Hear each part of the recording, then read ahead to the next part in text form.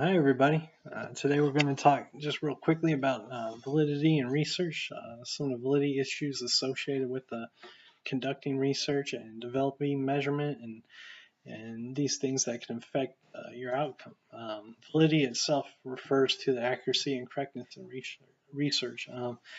It's important to think about validity issues when you're going through and conducting research, how you measure variables, any outside influences that could influence your outcome, um, and all sorts of factors, and just really sit down and think about it, right? It's the property, validity is the property of an assessment tool that indicates that the tool does what it says it's doing. So valid tests measure what they're supposed to measure.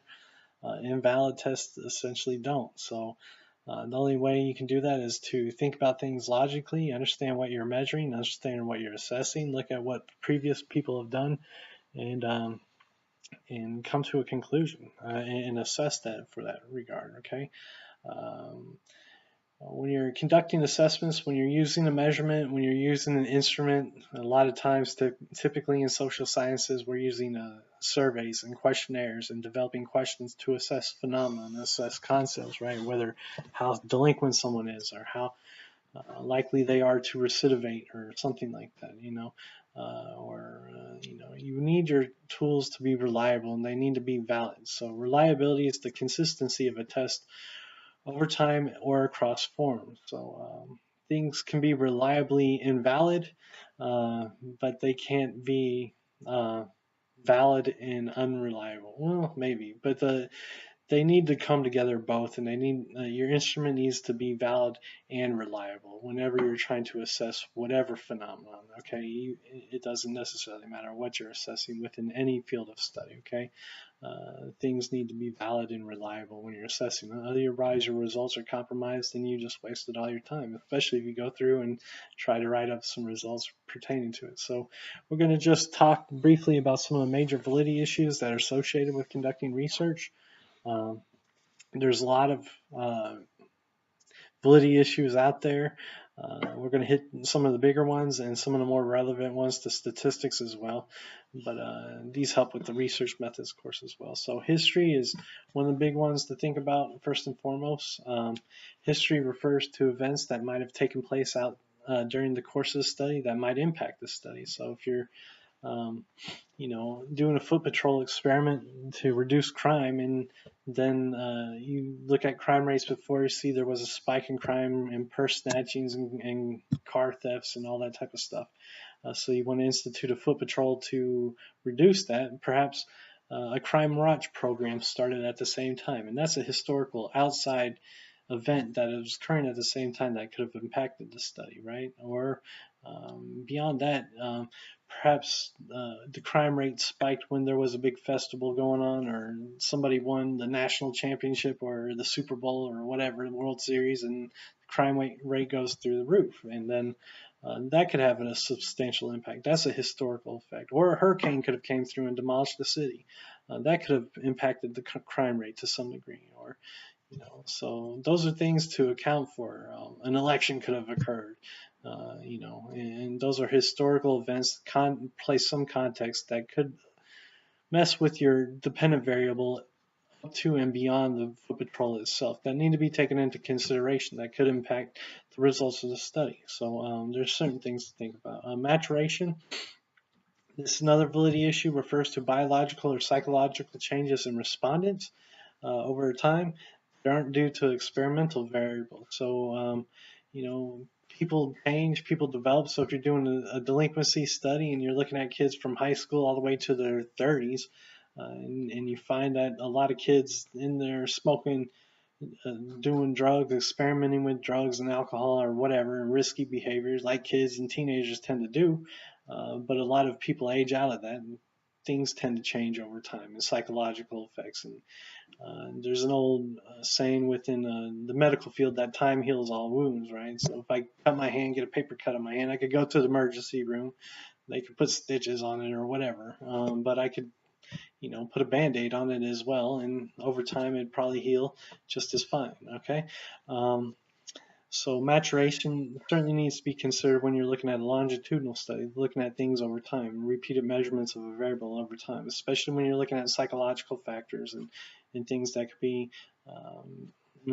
biologically adjust. So testing, pretest bias refers to bias in foreknowledge introduced to respondents as a result of having been pretested. So test or pretest validity issue is if you give somebody a pretest, they're likely to improve their score by the next test. So if I give you a test on chapter 5 and then one day and then make you take it again the next day, it's likely your scores are going to improve because you've already been exposed to that test. And that should make sense, okay?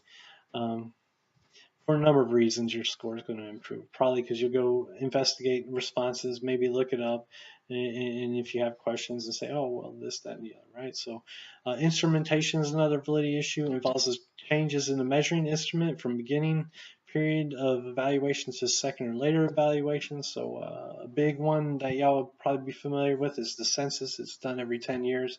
That changes every time it's administered. Politically, how we measure things, you can't use the census as a way of assessing race or ethnicity. Certainly not across time within the U.S. because the way the assessment changes each administration is becoming more and more political over the years. But certainly from the 1900s to now, it's changed multiple times every year of administration, and even the way it was administered stirred from outside reports to somebody else reporting the self-report data. So you got to be wary of the instrumentation changes. What is it? The UCR, Uniform Crime Report, the FBI's Uniform Crime Report, the way they report rape now, that changed about 5 years ago. And just pay attention to what you're looking at within the instrument in itself. And the figures went up with rape just because the way they counted that measurement in there. Statistical regression to the mean. This refers to a tendency of groups that have been selected for a study. So if somebody scores real high or real low, people tend to head towards the average, towards the mean, just over time, just for whatever reason. Some people score exceptionally high just for luck, based on luck, or maybe it is skill, but most people tend to be in the middle anyways, to some degree, all right?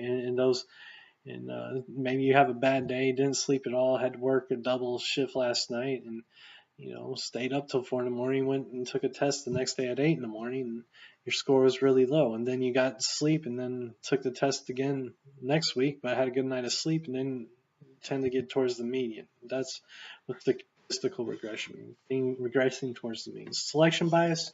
Another validity issue occurs when researchers choose non-equivalent groups for comparison. You can't compare non-equivalent groups when comparing the attitudes of volunteers versus non-volunteers. If you go to a food bank or something like that, some people might be there because they were mandated by the court to do community service. Other people might be volunteering out of the good of their heart. That's two completely different people. Or comparing that, the ideas of college students versus high school dropouts. That's too selective. There's a selection bias there, right? Lombroso, Cesar Lombroso, his atavism, his atavistic traits, the biological factors in the late 1800s, hopefully y'all have talked about in theory class to some degree. There was a lot of selection bias, and that's why all of his work was discredited, because he was comparing people in the military versus people incarcerated. There's a selection bias there. You can't necessarily do that. Well, you can, but the results are invalid because anybody can come back and criticize. Hey, you got two completely different groups, and then you're trying to make conclusions about that. It just doesn't work. All right. Experimental mortality or attrition, loss of subjects over time. This doesn't necessarily mean death. It can mean death if you're looking at an event over time, if you're trying to administer surveys over time. Some people could just not respond. If you take a survey and then somebody tries to follow up, and then for whatever reason you just don't respond to the email, don't answer your phone, don't answer the door, whatever, the second time, or you move or whatever, okay? That's attrition right there, and that affects the results. All right, lots of subjects over time. Foot patrol experiment, going back to that, perhaps the individual got arrested. That was responsible for spike in crimes. They went on a crime spree, committed 10 purse snatchings and broke into 20 different cars. And then all of a sudden they were arrested and nobody's car is getting broken into all of a sudden. It didn't necessarily mean the foot patrol. Maybe you got arrested on a DUI or something, all right? And that's completely different and outside of the fact. And it had nothing to do with the foot patrol. But you might never know that. So those are things you need to think about. Now, other types of validity issues, this as far as for instruments are concerned, and looking at questionnaires and surveys and that type of stuff, this is more relevant. Content validity entails examining each item, the content of an instrument, to judge whether each element measures the concept in question. Okay, so say for example, we're looking at content. All right, I make you study chapters 1 through 6, and we go through all these chapters 1 through 6, and then all of a sudden we're going to have a test over this whole thing. I say study chapters 1 through 6, but I only give you questions for chapter 3. Now the content isn't necessarily fully addressed, because you should have questions from chapter 1, chapter 2, chapter 3, chapter 4, chapter 5, and 6, right?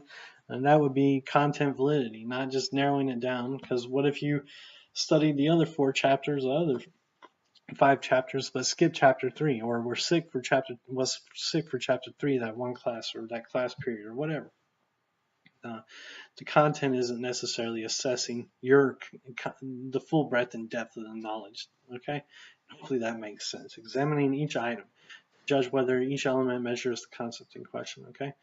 The criterion validity examines how well a test reflects some criterion that occurs either in the present, which is concurrent, or predictive, or in the future. So concurrent, this is broken down into 2 types of validity. Concurrent validity, whether the measure enhances the ability to gauge the present characteristics of the item in question, and predictive, whether you can forecast. Okay, both seek outside criteria as a means to assess the accuracy of the measurement. So say, for example, we think we can predict how well people will do in college based on their SAT scores. So that's why you take an SAT. So it's this criterion. It's trying to be predictive, right? The LSAT, if you're trying to get into law school, everybody takes the GRE to get into grad school.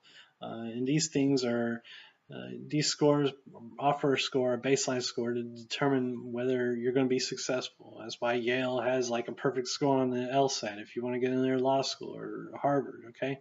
And it also applies to recidivism and crime, right? They have these risk assessment, these actuarial assessments. They want to predict how to classify when someone's going to be incarcerated, high risk, low risk, medium risk facility, or if they're going to come out on parole, and or put them on probation if they should be on intensive probation. This is all done through these actuarial assessments, right? And they're trying to be predictive to some degree, and they have these outside criteria as a mean for assessing that, right? So as far as probation is concerned, so if you've been on drugs, we're going to get you in drug treatment program, right? There's no reason that you should go to Alcoholics Anonymous for skipping school or whatever. I can't think of it. If you've never drank alcohol once in your life, right? Why? The criterion should be that, right? So construct validity. I believe this is the final one we'll talk about right now. Examines how well a test reflects an underlying construct. So this is more theoretical, the most philosophical in nature. It asks if the instrument does in fact measure what it's designed to measure. So this is looking at concepts, constructs, the larger order things, right? So what is depression? Everybody has in their own mind what depression is, but there's assessments out there to examine if you're depressed or not, right? And it takes a lot of time to figure out if this person is clinically depressed, or they have anxiety, or if they're a psychopath, or if they have PTSD, right?